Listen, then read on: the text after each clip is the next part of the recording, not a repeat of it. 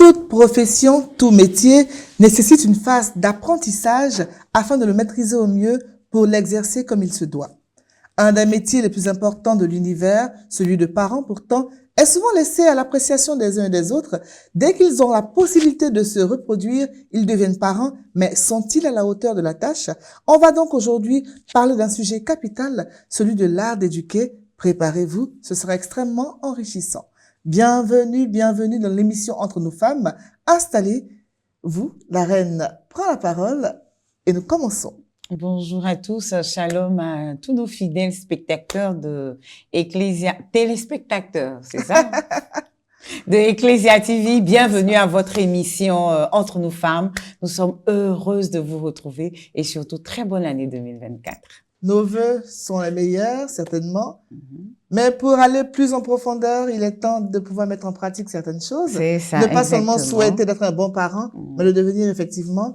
Et c'est pour ça qu'on a un invité particulier. Bien sûr, un invité, tu l'as dit, tout particulier, qui n'est plus à présenter. Le père Éric Modeste, qui nous vient du diocèse de Boaké, qui est encore là pour nous faire du bien. Voilà. Bienvenue, mon père. Bienvenue, mon père. Merci. Très bonne année. Bonne année aussi à vous. On espère que la présentation était cadrée un peu avec le sujet qui nous rassemble. Bien sûr. Déjà, on commence une nouvelle année.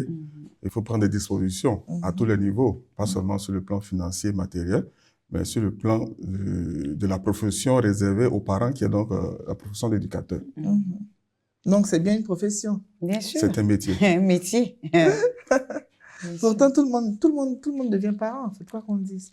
Il n'y a pas d'examen. Pour devenir enseignant, on passe un examen précis. Pour devenir médecin, il y a un concours. Il y a plein de choses. Mais pour devenir parent, il faut mettre un enfant au monde. Donc, dès qu'on a la capacité de se reproduire, on devient parent.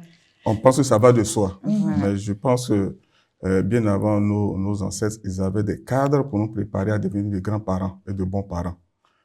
Et donc, il est important donc de reprendre, si on le peut, ce que nos ancêtres nous proposaient, sinon d'entrer dans ce que l'Église nous propose aujourd'hui dans le cadre de l'éducation de nos enfants.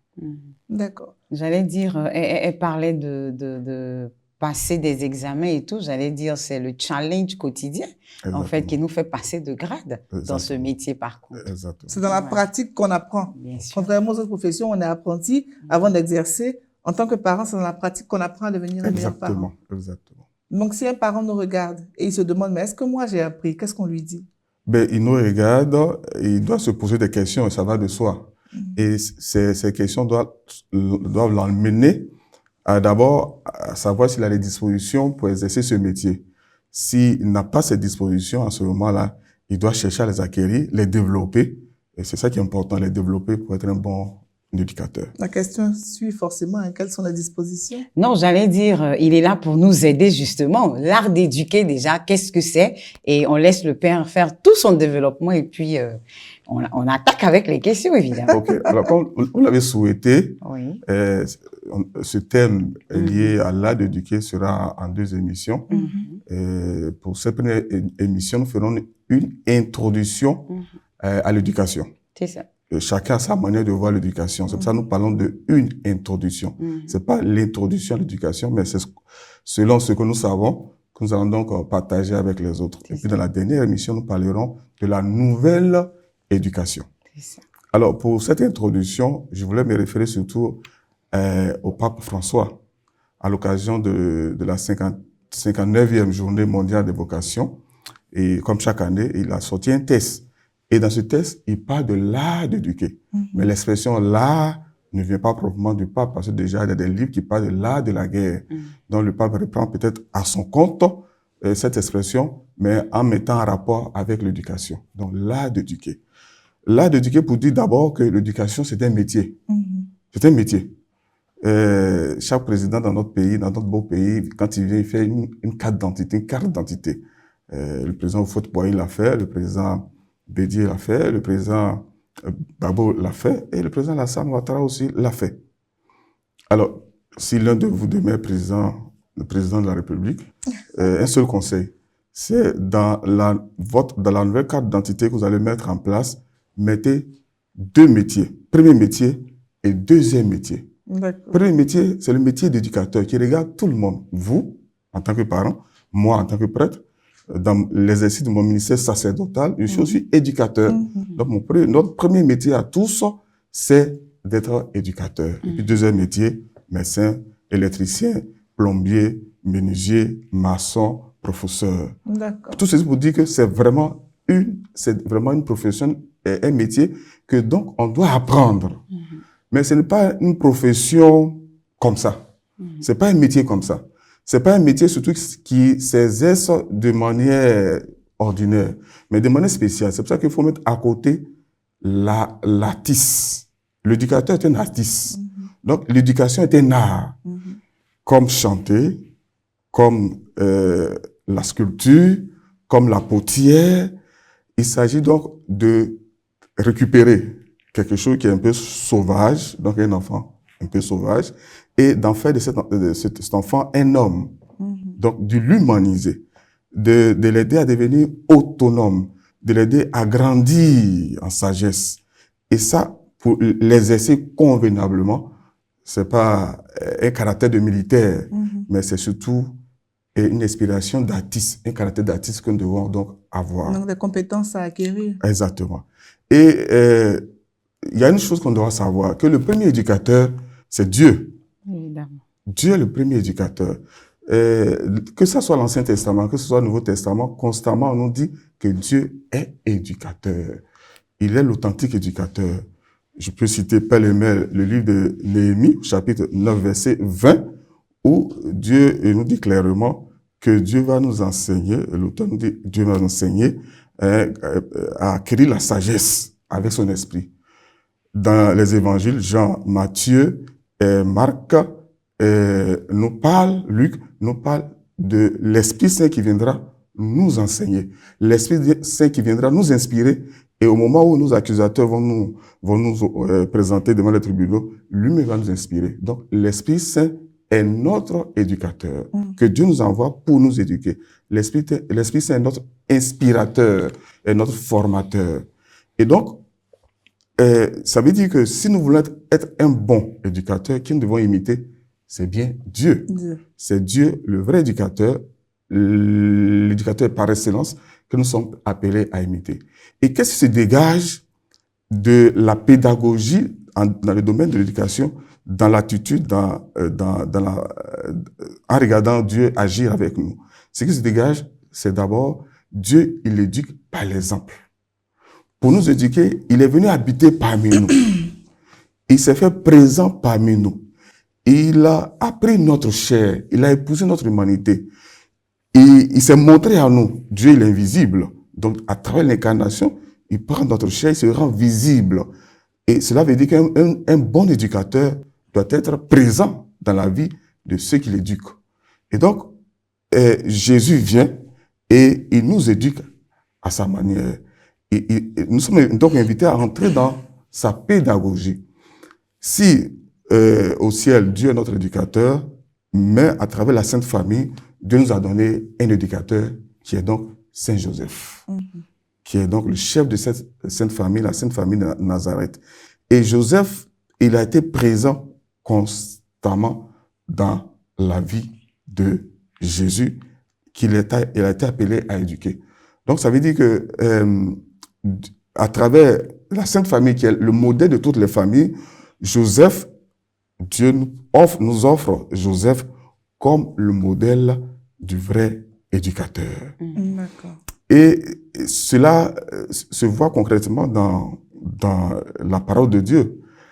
Et un bon éducateur, c'est d'abord un modèle. Et Joseph a été un modèle pour Jésus. Et quand on dit modèle, à quoi on pense? On pense au fait que Jésus l'a regardé vivre.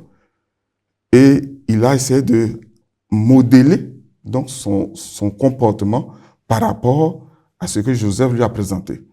Aujourd'hui, pratiquement tous les théologiens sont d'accord pour dire qu'il y a 2 prières dans la Bible, dans le Nouveau Testament, que Jésus, en guillemets, a composé, n'a jamais écrit, mais l'a composé, et qui ne sont que le ressenti qu'il exprime face à ce que Joseph a été pour lui en tant que père. Il y a d'abord la prière de notre Père, que une des religieux les plus âgés du diocèse de Boaké qui a sorti un livre qui parle d'initiation au psaume, à la prière des psaumes, et qui dit que le psaume que Jésus a écrit, c'est le Notre Père. Et dans cette prière-là, nous voyons Joseph en arrière-plan. Quand il dit, par exemple, donne-nous notre pain de ce jour, mais qui l'a nourri? C'est Joseph. Pardonne nos offenses. Mais Jésus a vu Joseph pardonner les offenses des autres, pardonner les humiliations qu'il a subies à Nazareth à cause de sa naissance. Quand il dit que ta volonté soit faite, mais il a vu Joseph abandonner sa volonté pour entrer dans la volonté de Dieu, son Père.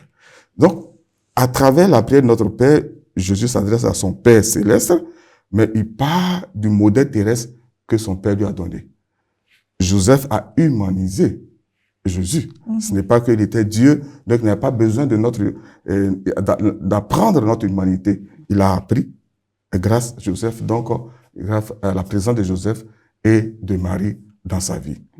Alors donc, nous sommes appelés à imiter Joseph si nous voulons être un bon éducateur. Si nous voulons un bon éducateur. Et ensuite, il y a la prière, les béatitudes. Et quand on étudie les béatitudes, on n'a pas assez de temps, mais rapidement, je peux dire que les 8 béatitudes, là, avant que ça s'adresse à nous aujourd'hui, c'est cette partie de qui? De l'exemple que, donc, Joseph a laissé à Jésus. Ce que Jésus a vu dans la vie de Joseph, il a essayé, donc, il nous invite donc à travers les béatitudes à entrer dedans. Joseph aussi, il a été un patron pour Jésus. Et je voudrais vraiment insister sur le thème patron. Parce que nous pensons que le patron, c'est celui qui commande. C'est ça. En fait, si vous êtes de ma génération ou avant moi, je sais pas, mais quand vous allez chez le tailleur, avant on disait le tailleur, on parlait pas de couturier. Pourquoi on l'appelait tailleur? Parce que le tailleur, quand tu viens le voir, tu dis, je veux tel modèle. Il prend tes mesures. Et qu'est-ce qu'il fait? Il y a un carton. Et sur ce carton, il dessine ton modèle en tenant compte des mesures. Une fois qu'il a dessiné, qu'est-ce qu'il fait après? Il pose ton tissu, ton pagne dessus, il découpe et il confectionne le modèle que tu as demandé. Donc, le patron, c'est ce carton-là qui va servir de modèle pour découper donc le tissu ou le pagne. Ça veut dire que patron de Jésus, l'éducateur est un patron pour celui qui est pour l'éduquer. Ça veut dire que l'éduqué regarde l'éducateur pour vivre dans sa vie, pour marcher dans sa vie. Alors, tout ceci nous amène à nous dire que il y a quand même des lieux d'éducation. Donc, à partir de ce que nous avons vu avec Joseph, il y a des lieux d'éducation, et là, nous descendons maintenant tout doucement dans nos familles. Alors, le premier lieu d'éducation que nous devons connaître, c'est le nom ou le prénom que nous donnons à notre enfant. C'est un lieu d'éducation. Parfois, bon, voilà, un curé disait dimanche dernier, oui, vous allez être novelas, et puis vous prenez les noms là-bas pour... Non, c'est un programme. D'autres spécialistes diront, non, le nom a une influence sur la personne. Bon, peut-être. Mais c'est un programme. Jésus s'appelle Jésus, et cela signifie Dieu sauve. Il nous a sauvés. On l'appelle aussi l'Emmanuel. Dieu est avec nous. À la fin de sa vie, qu'est-ce qu'il a dit? Je serai avec vous tous les jours de votre vie jusqu'à la fin des temps. Donc, le nom est déjà quelque chose. Et on ne donne pas les noms comme ça. Nos ancêtres ne le faisaient pas. Ils donnaient les noms en fonction des événements qui arrivaient. Ou bien de ce qu'ils veulent. Ils espèrent. Nous sommes en train de lire le livre de Samuel. Et Samuel veut dire quoi? Dieu exauce. Mais ce nom a été donné pourquoi? Parce que Dieu a exaucé la prière de Anne, sa mère. C'est ça. Voilà. Donc, le prénom ou le nom que nous donnons à nos enfants, c'est un lieu d'éducation. Deuxièmement, un autre lieu d'éducation, c'est la prière en famille. Vous savez, quand nos enfants nous voient prier, ils nous imitent. Les enfants, c'est des perroquets, des vrais imitateurs. Ce que papa et maman font, c'est ce que les enfants reproduisent. Parce que en eux, on peut dire c'est une page vierge. Donc, c'est ce qu'ils voient, ce qu'ils entendent, qu'ils vont écrire sur cette page vierge-là, qui va rester constamment. Quelqu'un me racontait qu'il a renvoyé, la famille a renvoyé la servante. Pourquoi? Parce que la servante, à un moment donné, ils ont constaté que les enfants, leurs propres enfants, faisaient des prières des musulmans. Et pourquoi? Parce que les enfants n'ont jamais vu leurs parents prier. La personne qui voit à la maison prier, c'est qui? C'est donc l'aide ménagère. C'est ça. Donc, j'ai dit, il ne faut pas renvoyer la servante, mais c'est vous qu'on doit renvoyer de votre De métier, votre propre maison. de votre propre maison. Il n'assume pas le Donc, rôle. voilà, donc la prière en famille. Un autre lieu d'éducation, c'est aller à la messe en famille. C'est ça. Bon, sur les paroisses, il y a les messes pour les enfants. Oui. Mais moi, mon évêque dit de temps en temps, peut-être une fois par mois, prenons les enfants, laissons la messe des enfants et allons à la messe ensemble. C'est ça. Parce que c'est le lieu aussi d'éducation. Exact. Les enfants vont nous regarder vivre la messe et ils vont imiter. Si nous vivons la messe de manière sincère, de manière authentique, ils vont copier ça demain. Mais si nous sommes distraits, si pendant la messe nous avons notre portable, ils vont voir que c'est pas quelque chose de sérieux, que bon, à la messe, on peut être à la messe, mais on peut utiliser son portable pour faire autre chose. Donc c'est le lieu. Donc un autre lieu, c'est donc aller à la messe en famille. Un autre lieu, c'est les visites au village. Bon, on le fait plus parce qu'à cause des sorciers. À cause des sorciers. Mais comme quelqu'un disait, les sorciers ne payent pas à billet pour venir à Abidjan, ils ne payent pas à billet pour aller en Europe. On ne savait pas, en fait. Ouais, on ne savait pas. Maintenant, on le savait. Donc, il faut aller au village. Pourquoi? Parce que l'enfant a besoin de savoir votre histoire. Il a besoin de savoir que, par exemple, vous avez parcouru 5 km pour aller à l'école, 5 km pour revenir. Il faut qu'il voit ça. Peut-être, de temps en temps, quand les parents sont énervés, ils sont fâchés, ils disent oui, dans la colère. Moi, là, j'ai marché 5 km. Oui, mais l'enfant aussi, en ce moment, il n'est pas réceptif. Mais calmement, pendant les vacances, allons au village. Je dis, voilà mon école et voilà où j'habitais. Et ça aide beaucoup l'enfant à comprendre qu'il ne doit pas trop exiger. Que déjà, ce qu'on fait pour lui, c'est déjà essentiel. Et qu'il ne doit pas toujours réclamer. C'est parce qu'il pense que tout ce qu'il voit à la maison, c'est tombé du ciel. C'est le minimum. C'est tombé du ciel, donc il se dit que je n'ai pas besoin de me sacrifier et que je peux encore toujours demander à mes parents. Donc, il est important de faire des visites au village. Un autre lieu, c'est donc raconter, transmettre la mémoire de la famille. Vous savez, les Juifs, quand ils célèbrent le sabbat, c'est un jour où on ne travaille pas. Mais on ne travaille pas, qu'est-ce qu'on fait? On prie, mais le père de famille raconte la mémoire des patriarches, donc de son peuple, du peuple juif, en commençant par les autres. Voilà ce que Dieu a fait avec nos grands-parents, les patriarches. Et voilà comment il nous a accompagnés jusqu'à la terre promise. Et chaque fois qu'on était dans des difficultés, il nous sauvait. Et le pape Jean-Paul II, le pape de la famille, s'est inspiré donc de cet aspect de la vie du peuple, la transmission de valeurs, de la foi. Et dans une interview, il a déclaré, qui a été donc transcrit comme sous forme de livre, il a parlé de la mémoire et l'identité. Un peuple doit avoir une mémoire, une famille doit avoir une mémoire. Et c'est cette mémoire qui va faire naître des valeurs. Et ces valeurs vont faire naître une identité. L'identité que chaque famille, chaque membre de cette famille est appelé à défendre. Il y a certains groupes ethniques qui disent, bon, on ne mange pas telle viande. Si cela est compris et accepté par tous, l'enfant sort, on lui propose cette viande, il va dire, non, je ne mange pas. Donc, il défend une identité. Mais cette identité lui vient d'où? De la mémoire que son père ou sa mère donc, lui ont transmis. Donc, il est important de transmettre la mémoire de la famille, c'est-à-dire notre histoire, ce que nous sommes, à nos enfants, et surtout nous les chrétiens, de transmettre la mémoire chrétienne. Et c'est ça qui va faire naître des valeurs et que l'enfant sera appelé à défendre comme une identité. Et vous savez, le pape Jean-Paul II a lutté pour que dans la Constitution européenne, on mette que l'Europe est née de la foi chrétienne. Ce qui n'est pas faux, c'est vrai. Oui, c'est vrai. L'industrialisation de l'Europe, c'est-à-dire la culture extensive, les industries, ça vient de qui? D'une personne qu'on appelle Saint Benoît, qui était un moine. C'est lui qui a commencé et tout le monde est rentré dedans. Donc, mettons dedans, dans la Constitution européenne, c'est des lettres. Mais ils ont refusé. Ils ont refusé, ça veut dire qu'ils n'ont pas de mémoire. Et donc, ils n'ont pas d'identité. Donc, ils sont ouverts à toutes sortes d'expériences. L'actualité actuellement nous montre que le pape Jean-Paul II avait totalement raison. Un autre lieu pour éduquer nos enfants, c'est, par exemple, le moment de détente. Jouer à la Wallet, au damier, jouer au football dans la cour, c'est des moments d'éducation. C'est-à-dire, on apprend l'enfant en jouant. Donc, apprendre en jouant, c'est important. Par exemple, vous jouez à la Wallet, et puis toi, le papa, tu triches, mais la maman triche. La maman dit, ah, papa, pourquoi tu triches? Il va dire, Bon, c'est un jeu. Non. Et il est capable, l'enfant est capable de dire, et ça arrive souvent, ah donc les Drogba là, ils trichent. Comme ils jouent aussi, c'est un jeu, le football c'est un jeu. Si toi tu peux tricher, ça veut dire que les autres trichent. Donc tout jeu est la tricherie. Voilà. Donc il est important de trouver des moments de détente avec les enfants. Un autre moment d'éducation, c'est donc les répétitions des leçons à la maison. Bon, c'est vrai, beaucoup de familles embauchent des répétiteurs, mais je pense que si nous savons déjà lire le et la, nous savons calculer 1 plus 1 égale à 2, on peut se mettre à nos enfants, ne serait que pour ceux qui sont au primaire, et répéter avec eux. Répéter, c'est quoi? C'est demander à l'enfant, qu'est-ce que vous avez appris à l'école aujourd'hui, durant toute la journée? Donc, il dit ce qu'il a reçu comme connaissance, et tu peux compléter.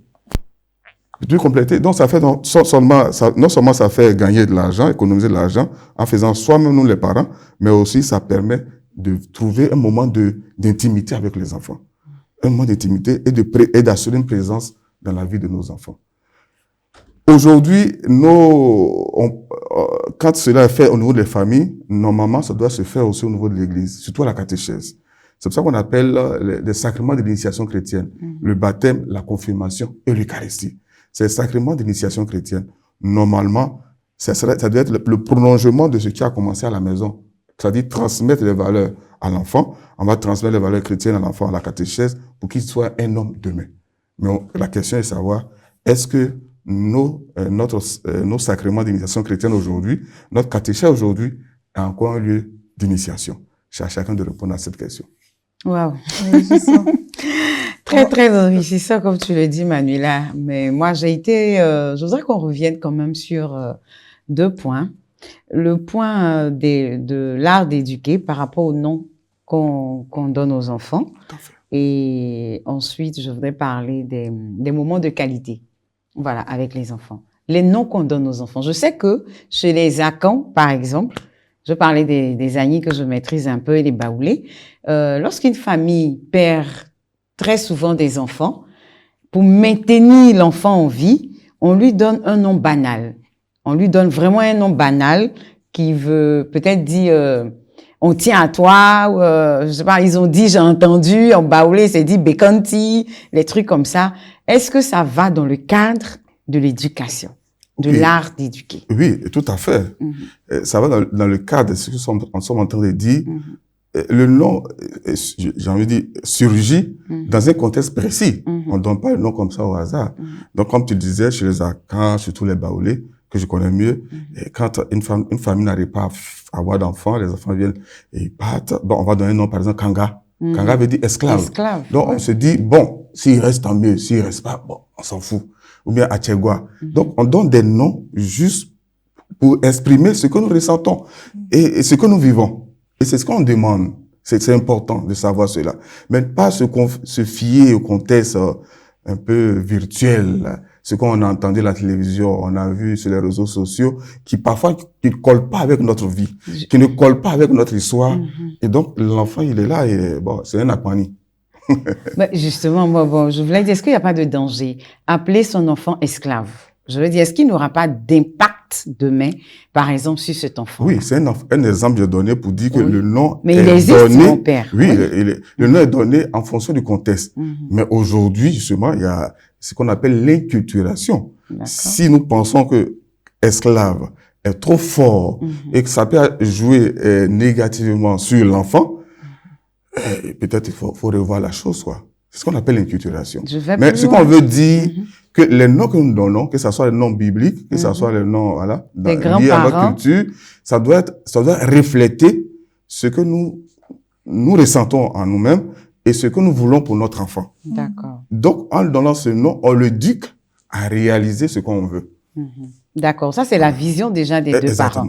Mais quand les grands-parents s'impliquent pour dire, il faut que chacun, l'enfant doit porter mon nom Rigobert ou Albertine en 2024, là, je veux dire, franchement, que, est-ce que franchement, là, je dis, s'imposer comme ça dans la vie des jeunes parents, en tant que grands-parents, on est chrétien, Peut-être que vous me suivez, c'est déjà arrivé, mon père. Trancher Oui, les jeunes couples pour respirer un ça peu. me donne l'occasion de parler un peu aux grands-parents. Vraiment. Je pense qu'ils doivent laisser vivre leurs enfants. Oui, C'est ça. Ils sont en train de fonder, ils ont fondé une nouvelle famille. c'est ça. Et le fait de les laisser, ça les responsabilise. Mais si on s'immisce toujours dans leur vie, c'est comme des enfants. Donc, on les infantilise. Et c'est pas bon. Quand on a éduqué nos enfants, à un moment donné, il faut les laisser faire leur expérience. C'est très important.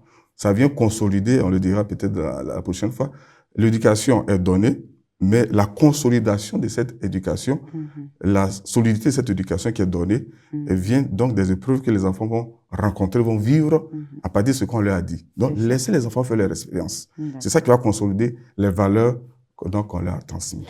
Toujours par rapport à ce sujet, est-ce qu'un couple chrétien, je veux dire, si le patronyme ne veut pas dire quelque chose de bien, peut-être esclave, le jeune qui est marié, lui, décide peut-être de faire porter son deuxième prénom à toute sa famille. Chrétiennement parlant, je veux dire, est-ce qu'il y a un impact, un incident? C'est une décision d'une famille, d'un chef de famille. On peut pas trop critiquer. Et il le fait peut-être en tenant compte de certains facteurs que nous ne maîtrisons pas. Mais si ça reflète ce qu'il ressent au plus profond de lui-même, et si ça correspond aussi au projet qu'il a, au projet, c'est trop dit, mais ce qu'il attend, parce qu'il attend de ses enfants, mais tant mieux. Si c'est une manière de leur transmettre ça, la mémoire, tant mieux. La mémoire de sa famille, en gardant donc son prénom, par exemple, c'est une manière de transmettre la mémoire de sa famille, de la famille, de sa famille, mais tant mieux, parce que cela va faire naître une identité que les enfants sont appelés à défendre partout où ils vont. Ils ne se perdent pas. Parlant des noms, souvent les noms de saints, certains sont qualifiés de vieillots, et on se dit que mon enfant est trop petit pour avoir, par exemple, il y a des noms de saints qui ont une bonne portée, hein. Mais franchement, on se dit que l'enfant est tellement petit comme ça, je ne dirais pas de nom pour ne pas stigmatiser quelqu'un. Mais les parents, qu'est-ce qu'ils font? Ils cherchent une adaptation, une traduction pour moderniser ça. Est-ce que ça change quelque chose? Bon, moi, dans ce que je vois que plutôt, de plus en plus, les jeunes parents, les jeunes couples vont chercher des noms de l'Ancien Testament. Il y a des noms que moi je connais pas, mais c'est quel nom? C'est tel livre de l'Ancien Testament. Alors, bon, les noms qu'on trouve vieux, mais tout est appelé à vieillir. Voilà, tout est appelé à vieillir. J'espère qu'il y a Pourquoi avoir peur de vieillir? Une Clémentine, appeler Clémentine un bébé, le bébé il a 2 semaines, Clémentine. Franchement, on a l'impression que les Clémentines elles sont grandes déjà. Oui. C'est mignon comme prénom. Oui, mais donc on l'invite à vieillir, à grandir, à avancer, à aller de l'avant. La sagesse. Voilà. Ce qui est intéressant, c'est le contenu de ce nom. Bon, ça peut sonner vieillot, mais ce qui est intéressant, qu'est-ce que Sainte Clémentine a fait? C'est ça qui est intéressant. L'histoire de Sainte Clémentine. L'histoire de Sainte Clémentine. C'est pour ça que sur Ecclesia TV, il y a une émission qui passe. Connaître ton saint patron. C'est intéressant. Parce que nous portons des prénoms, des noms de saints. On ne connaît même pas leur histoire. Moi, par contre, mon père, excusez-moi, moi, je porte un nom que j'aime pas trop. Quand on m'a donné un prénom que j'aime pas trop, quand on m'a donné la signification, le pourquoi et tout ça, franchement, je dis, un jour, je vais enlever ce nom-là sur moi. Parce qu'à un moment, j'ai constaté effectivement que ce nom m'impactait quelque part. Et quand j'ai demandé, quand on m'a expliqué, j'ai dit, bon, les parents n'auraient pas dû. Tout le monde a envie de savoir c'est quoi maintenant. Non, j'ai pas envie de parler, mais bon, franchement, vous dites aux parents qu'il y a des noms, franchement, qui impactent, de faire attention. Tant mieux. Heureusement que les enfants, on ne demande pas l'avis des enfants de leur oui, vraiment. C'est le premier cadeau qu'on fait à un enfant. Donc, il faut s'assurer que l'enfant entre dedans et on va l'aider à l'accepter et puis entrer dans ce qu'on a. Parce que les cours de récré, il y a des enfants qui se font en griffe martyrisée. Oui, bien sûr. Donc, le parent qui choisit, il faut penser à la signification, mais s'assurer aussi que l'enfant ne va pas devenir une petite bête de foire. Bien sûr, tout à fait. D'accord, ok. D'accord, bon, avant le dernier point, je voudrais savoir, dans l'art d'éduquer, qu'est-ce que le père pense de la chicotte? Alors, pourquoi chicoter? C'est la question. Faut pas chicoter pour chicoter. Les spécialistes de l'éducation nous disent il faudrait que l'enfant comprenne pourquoi il est chicoté. Pourquoi il le chicote? Il faut qu'il comprenne. D'accord. Et c'est pas ce qu'il fait comprendre. Parce que, bon, l'enfant fait une bêtise, aussitôt la chicote. Mais faites d'abord asseoir l'enfant. Tu lui dis, ce que tu as fait, c'est normal. C'est pas normal. Donc, voilà la sanction. La sanction est nécessaire dans l'éducation des enfants. Ça, personne ne peut nier, à part ceux qui veulent nier cela. Les sanctions sont nécessaires. On leur place dans l'éducation des enfants. Mais l'enfant, parce que parfois, le danger, c'est que l'enfant ne comprend pas. Il ne comprend pas pourquoi on le sanctionne. Pourtant, il a fait une bêtise. Donc, il faut aider l'enfant à comprendre que tu as fait une bêtise. Et quand on fait une bêtise, voici la sanction. Okay. Voici la sanction. Voilà. Et en termes de sanctions, je pense que parfois, nous, les parents font cette erreur de dire, tu ne vas pas manger. Bon, s'il y a quelque chose qu'on doit utiliser pour sanctionner, ça ne doit pas être la nourriture. Parce que c'est un besoin vital. C'est un besoin vital. Comme par exemple, vous les épouses, dans le foyer, une sanction, c'est dire, je ferme le robinet. Ça, c'est un besoin vital. Et ça, c'est pas bon. Mais il y a d'autres points sur lesquels nous pouvons agir pour sanctionner, pour montrer à l'enfant que tu as mal fait. Et voilà la sanction. Par exemple, tu n'auras pas ton goûter. Par exemple, tu n'auras pas ton argent de poche. Par exemple, pendant une semaine, tu ne vas pas regarder la télévision. Pendant une semaine, tu ne vas pas jouer. Mais tu ne vas pas sortir. Voilà. C'est juste des points comme ça, mais pas sur, donc, la nourriture. D'accord. Donc, si on n'a pas oublié tout ce qui a été dit, hein, le premier point dans l'éducation, c'est la présence et l'exemplarité. Voilà. Donc, c'est la première chose. Voilà. C'est ce qu'on appelle l'éducation par l'exemple. Par l'exemple. Toi, mais tu donnes l'exemple. C'est ce que Dieu a fait avec nous. C'est ce que Jésus a fait avec nous. Il y a ses enseignements, ses discours, mais il y a ses actes. Les évangiles contiennent les actes et les paroles de Jésus. Il s'est pas contenté de parler, mais il a vécu et il a appliqué ce qu'il a dit. Quand il dit, il faut renoncer à soi-même, celui qui veut me suivre, qui renonce à lui-même et qui prenne sa croix pour me suivre, mais il a été le premier à le faire. Voilà. Mais les parents quand il dit qu'il faut que pas... les enfants soient mieux qu'eux. Exactement. Donc, si le papa n'arrive pas à faire une chose, j'espère que l'enfant pourra l'accomplir. Non, là aussi, c'est un autre danger dans l'éducation des enfants. Ça dit penser que l'enfant vient combler nos lacunes, nos manques. Voilà, c'est ce qu'il faut qu'on leur impose des professions. Exactement. C'est ça. J'ai pas pu être médecin. Bon, j'espère que j'ai été renvoyé en fac de médecine. J'espère qu'un de mes enfants va le faire et ça sera une bonne chose. Et les mamans qui prient pour que les garçons soient prêtres. C'est une grave erreur. Il y a une maman qui me disait au cours d'une retraite, elle me disait, tu vois, j'ai dit à ma fille que tu dois faire telle étude. Quel type d'étude? Elle a fait. Elle a eu tout son diplôme, elle a fini. Et le jour, elle est venue, elle m'a dit, maman, j'ai fait ce que tu voulais. Voilà. Maintenant, je vais faire ce que moi, je veux. Elle s'est sentie mal. Elle s'est sentie mal. Donc, elle a commencé à comprendre. Donc, tout ce temps-là, ma fille faisait ce qu'elle n'aimait pas. C'est ça. Donc, on n'a pas à s'imposer. On doit être présent dans leur vie, mais on n'a pas à s'imposer. Mais si l'enfant vient te dire, je veux être influenceur, alors que, en tant que parent, quand tu imagines l'avenir un peu, tu te dis, mais c'est pas quelque chose de viable, on fait quoi? Influenceur. C'est un exemple. Rennes et moi, nous avons participé à une formation qui a été organisée par chez moi. Et il y a une des dames qui est venue pour la formation, qui a raconté cette histoire. Peut-être Rennes s'en souvient. Elle dit qu'il y avait une famille, dans une famille. Et un jour, le papa demande à son fils, tu fais quel métier? Tu veux exercer quel métier? Et puis l'enfant dit, je vais être maçon. Influenceur, maçon, tu vois. Et, bon, c'est des gens, les enfants de l'autre côté, quoi. Mais comment maçon? Quel maçon? Quelle affaire de maçon? Bon, alors, c'est pas pour dénigrer nos braves maçons. Grâce à eux, nous sommes dans cette maison. Mais le papa ne s'attendait pas à ça. C'est intéressant que déjà à 3 ans, 4 ans, demandez à vos enfants quel métier ils veulent exercer. En général, les enfants regardent autour d'eux et c'est là qu'ils choisissent le métier qu'ils veulent exercer. Donc, il a réfléchi. Donc, l'éducation, c'est de l'art. Il a réfléchi. Il en parle à sa femme. Les deux en parlent, discutent. Et puis, la nuit dit, dormons, prions et dormons. Quelque temps après, la maman dit, mais est-ce que notre fils-là, il connaît ce que c'est qu'un maçon? Ça, c'est une bonne question. Papa dit, c'est une bonne question. Donc, un jour, il le prend et l'envoie sur un chantier. Un chantier, donc un immeuble en construction. Et il arrive, salut, il dit, il voit le chef maçon. Le gars, il est baraquelé comme ça. L'enfant a à peine 5 ans. Baraquelé comme ça, bien formé. Il vient avec le chapeau des maçons, hein, fait de sacs de ciment, ciment à gauche, à droite, bien. Donc, il dit, non, monsieur le maçon, papa qui parle, monsieur le maçon, je suis venu avec mon fils, il va être demain votre collègue. Donc, je voudrais que vous donniez des conseils, ce qu'il doit faire pour être un bon maçon demain.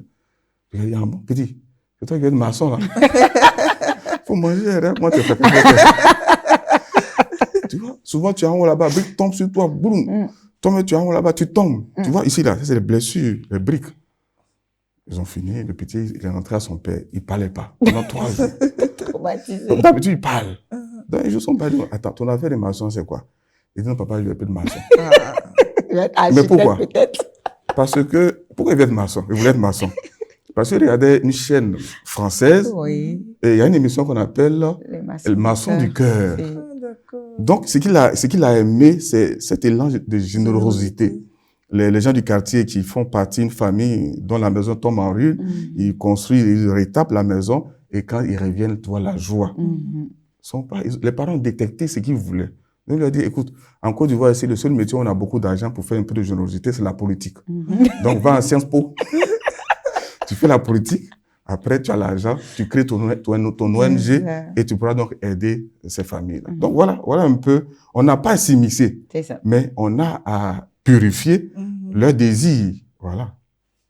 Tu veux que ça change aussi? Mais bien sûr, il faut toujours tester sous plusieurs angles, en fait. Parce que l'enfant peut être marqué juste par quelqu'un, par quelque chose, par une histoire. Et puis, moi, ma fille, par exemple, elle veut être avocate. Oui. Donc, un jour, en regardant une émission, un film, elle a vu que le gars, vraiment, il avait tué. Mais quand même, il avait droit à un avocat. Elle dit, donc les avocats défendent aussi les meurtriers. Elle dit, oui, ils ont le droit, d'avoir des avocats. Elle dit, ah oui, je dis oui, et tu dois le défendre. Oui, tu dois expliquer pourquoi, malgré tout, et le faire avec le cœur. Même si tu perds le procès, tu aurais fait ton travail avec dignité. OK, elle dit d'accord. Je dis voilà. Donc, c'est ça. Il y a des choses qui influencent, il y a des choses qui... Mais il faut toujours les accompagner. Les accompagner, toujours les accompagner. Je connais une famille qui a du mal à joindre les deux bouts, mais les deux enfants, les deux filles, il y a un qui veut être policier et l'autre veut être avocat. Pourquoi? Avocat pour défendre, parce qu'il voit que ses parents ont été beaucoup brimés à cause de la situation matérielle. Policier, pourquoi? Parce que ils sont dans un quartier où il y a trop d'attaques. Donc, les enfants ne font que reproduire ce qu'ils voient. Donc, voilà, ce qu'ils désirent, c'est leur ressenti. Mais ils peuvent se tromper aussi. Donc, ça, aux parents de les encadrer, de purifier ce qu'ils veulent et puis les amener à réaliser vraiment la vocation que Dieu a réservée pour eux. Parce que c'est ça, ce que Dieu a réservé pour eux. Et nous sommes appelés à découvrir cela. Mais concernant la présence, quand on connaît les réalités des parents à Abidjan, qui partent souvent très tôt avant le lever du soleil, qui rentrent souvent très tard. Comment est-ce qu'un parent réussit à être véritablement présent? Alors, la présence, on nous parlera en fond et en comble, de fond en comble, pardon, à la deuxième émission. Nous parlerons comment faire. Il y a des choix à faire, c'est sûr. Moi, je veux juste rebondir dessus. J'ai écouté une maman la semaine dernière, son fils fait une addiction à une substance, voilà, et elle est passée partout, ça fait des années et tout. 4 ans, je pense qu'elle est dans ce dilemme-là. C'est la fin de l'année de 2023. L'enfant a ouvert sa bouche pour dire que sa mère lui manquait. Mais elle dit non, il peut pas lui dire ça. Elle dit si, c'est ce qui a provoqué ça. Elle dit mais je t'ai mise dans les plus grandes écoles, les écoles françaises. Je payais le million. Il dit mais tu étais là combien de fois pour nous? C'est la question que l'enfant lui a posée. Déjà que papa nous a abandonnés. Tu étais là combien de fois pour nous? Elle effectuait les voyages, elle fait du commerce. Donc, elle était toujours en voyage. Et l'enfant a manqué d'affection. C'est ce qui a créé ça, son addiction. La première qualité d'un éducateur, c'est sa présence. C'est ça. Dieu nous a pas éduqués de manière virtuelle. Il n'est pas resté en haut là-bas pour dire, bon, faites ça. Il est descendu. Il était au milieu de nous pour nous éduquer, pour nous aider Donc, il est important que les parents sachent que peut-être la première qualité, c'est leur présence dans la famille. Comme Joseph a été constamment présent dans la vie de Jésus, Jésus n'est pas un être déséquilibré. Cette présence de Jésus et de Joseph et de Marie, ses parents, a fait qu'il a été un homme équilibré. Équilibré dans ses relations avec les femmes, équilibré dans ses relations avec tout le monde, les pauvres, équilibré dans ses relations avec les riches. Il n'était pas quelqu'un handicapé. Il était équilibré. Il pouvait donc accomplir. Donc, il est important que dans l'éducation des enfants, la première des choses, c'est donc la présence dans la vie des enfants.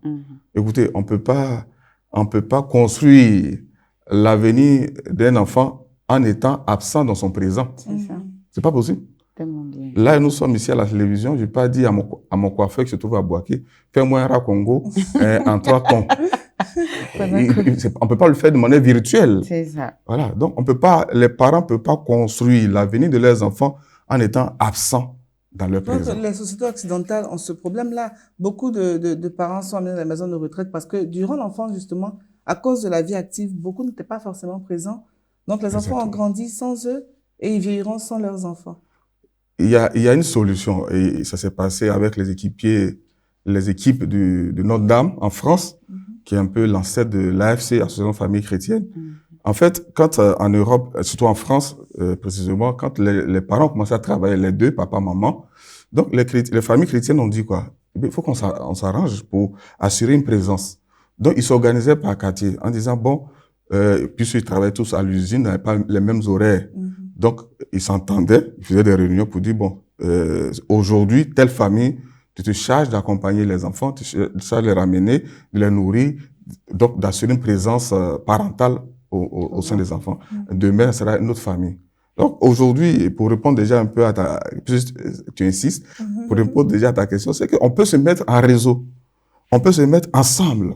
Et ça, l'importance de l'AFC, Association Famille Chrétienne. Dans un quartier, on peut dire, bon, voilà, qu'est-ce qu'il faut faire? On va travailler, mais il faudrait assurer une présence parentale et si les enfants savent que aujourd'hui nous sommes avec telle famille, demain l'autre famille, ça crée une autre famille à partir de leur famille, voilà. Voilà.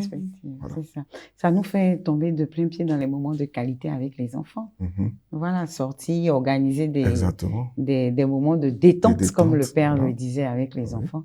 Ça permet aussi de rattraper certaines choses. Moi, je crois qu'il faut insister sur le fait que c'est pas forcément des activités à gros budget parce que beaucoup rejettent du revers d'avant, on a l'argent. On peut faire des activités.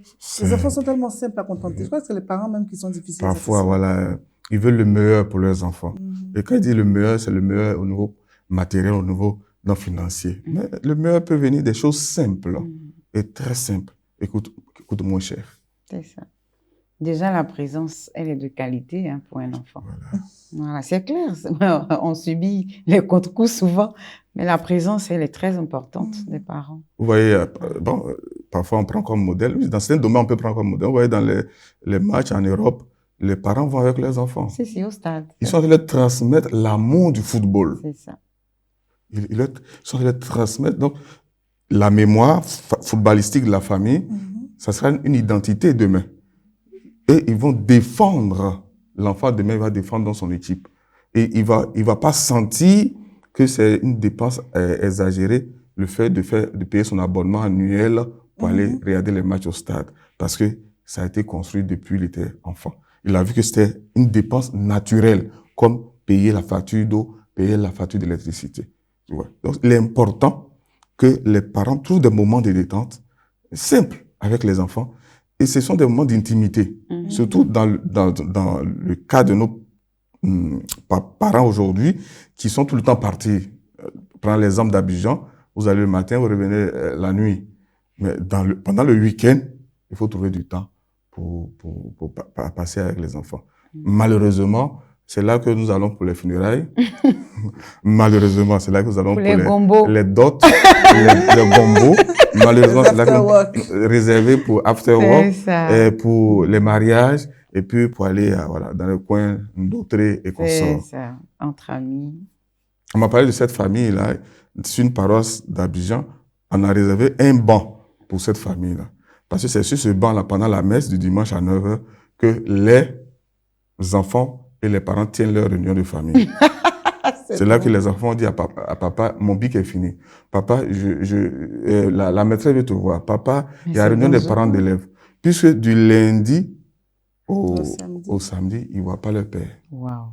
Ils vont à l'école à 6h, 6h30. Le papa lui va au travail à 8h, 7h, 8h. Non, il ne se voit pas. Et quand il revient le soir, il y a after work, il ne se voit pas. Donc c'est dimanche, sur le banc de l'église, pendant la messe, qu'ils tiennent leur réunion de famille. C'est dangereux. Ça fait rire, Mm. mais c'est triste. triste. C'est très triste. C'est vraiment triste. D'accord. Merci, mon père. Je souhaiterais que vous puissiez revenir rapidement sur les différents points cités là, pour qu'on ait ça en mémoire, afin qu'on rebondisse pour la prochaine émission. Le caractère du parent. OK. Alors, L'artiste. l'artiste. Donc, la première des choses, c'est qu'il faut voir Dieu comme notre entraîneur dans le métier d'éducateur. C'est Dieu qui est notre modèle que nous avons imité. Et imiter Dieu, ça veut dire c'est imiter son Fils qui s'est incarné, qui a vécu parmi nous. Regardons ce qu'il a fait en nous éduquant à devenir enfants de Dieu. Et puis, regardons le modèle que Dieu même donne, terrestre, qui est donc Joseph, l'éducateur terrestre, que tout éducateur est appelé à imiter. À travers quoi? À travers le fait qu'il faut être présent dans la vie des enfants. Présent à différents niveaux. Par exemple, dans imposer le nom, le prénom. Il faut être présent. Il faut que ça reflète ce que nous ressentons et ce que nous voulons de bien pour notre enfant. Et aussi, il faut aller dans son village avec l'enfant pour que l'enfant connaisse notre histoire. Il faut transmettre aussi la mémoire de la famille à l'enfant pour que cela fasse naître en lui une identité qu'il va appeler à défendre toute sa vie. Voilà. Il faut aussi que les moments de détente, que les parents soient là, les moments de révision, les répétiteurs. Joseph a été un répétiteur pour Jésus. Le matin, Jésus va à l'école et revient chez les justes comme ça. Et puis l'après-midi, il va apprendre le métier de son père. Mais pendant qu'il apprend le métier, Jésus apprend le métier, qu'est-ce que Joseph fait?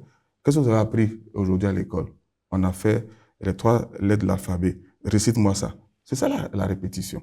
Donc, et puis, puisqu'aujourd'hui, la société ne nous permet pas de continuer à former, à éduquer bien nos enfants, c'est vrai que les parents ont une lourde charge.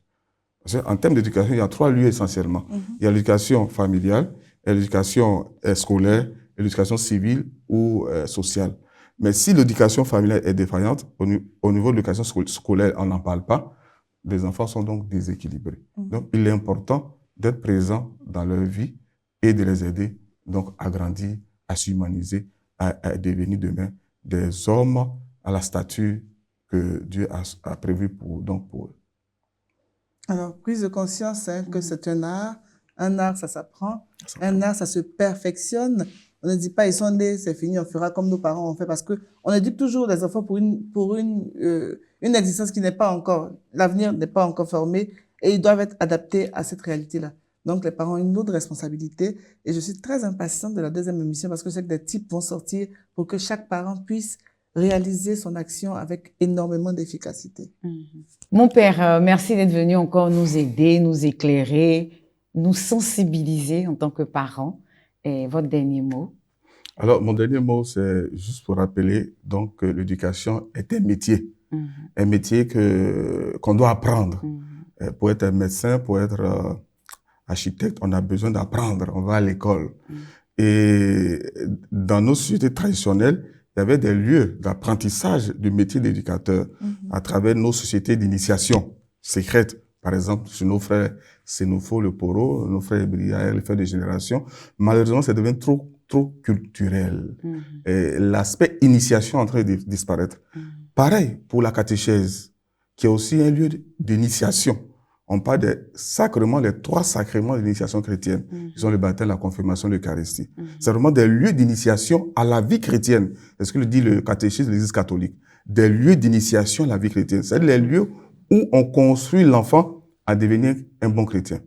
Malheureusement, c'est le constat général, ces lieux-là, que ce soit dans nos sociétés traditionnelles, à travers nos sociétés d'initiation, même au niveau de la catéchèse, on voit qu'il y a beaucoup de lacunes. Donc, le seul lieu où on doit prendre au sérieux, à bras le corps, et où les parents sont maîtres de l'éducation, c'est à la maison. Donc, ils doivent avoir un soin, accorder un soin à l'éducation des enfants. Vous voyez, parfois, le moment de détente, l'enfant vient de l'école, papa vient du travail, il demande papa, mais est-ce que, il peut pas, va là-bas, va voir ta maman là-bas. Bon, aujourd'hui, comme maman aussi travaille, maman va dire, je suis fatigué, va voir l'aide ménagère. Et aujourd'hui, nous déléguons notre fonction d'éducateur. On délègue, papa délègue, maman délègue, et finalement, ça revient dans les bras, dans les mains des gens que nous payons pour être présents dans notre vie. Mais c'est pas ça la solution. Donc, il faut apprendre ce métier. Ce métier s'apprend comme on apprend à jouer à la musique, comme on apprend à être sculpteur.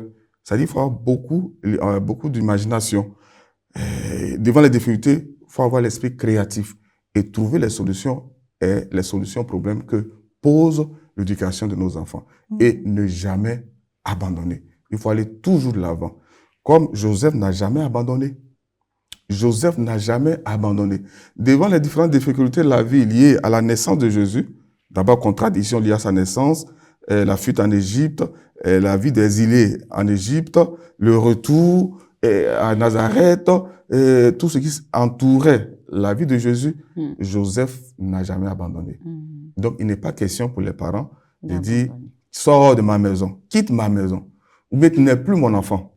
Non, il est question de dire « Voilà une difficulté, comment trouver la solution ?» Et quand on ne peut pas trouver de solution, on peut transformer cette difficulté en opportunité. Transformer les difficultés en opportunités. Si vous êtes déjà parent et que c'est pas facile, on va dans la seconde émission vous aider à perfectionner votre talent de parent car vous êtes déjà talentueux. Si vous n'êtes pas encore parent, s'il vous plaît, prenez des notes et préparez-vous. C'est un métier passionnant, aux conséquences merveilleuses ou désastreuses, ça dépendra de vous. Mais on compte sur vous. Rendez-vous, même fréquence, même heure, pour apprendre et se perfectionner. C'était l'émission Entre nous femmes. Merci à tous.